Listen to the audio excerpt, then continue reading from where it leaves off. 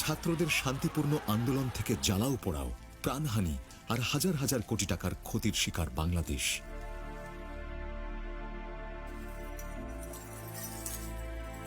এর নেপথ্যে কারা? ছাত্রদের ক্যারিয়ার ভিত্তিক দাবিকে ঢাল বানিয়ে কারা দেশকে নিয়ে গেছে চরম সহিংস পথে? ধূলিসাৎ করেছে লাখো মানুষের জীবনের আশীর্বাদ, metro rail, expressway, mayor Hanif flyover সহ বিটিভি ভবন, সেতু ভবন এবং অসংখ্য জাতীয় স্থাপনা। পুড়িয়ে দিয়েছে শত শত গাড়ি। কারাগার ভেঙে ছিনিয়ে নিয়েছে জঙ্গি ও কয়েদি।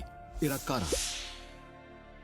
এই নাশকতাকারীরা হামলা করেছে দেশের মূল চালিকা শক্তির বিদ্যুৎ উপকেন্দ্রেও। নারকীয় তাণ্ডব চালিয়েছে টঙ্গী, আদাবর, আজিমপুর, চর সৈয়দপুর উপকেন্দ্রে।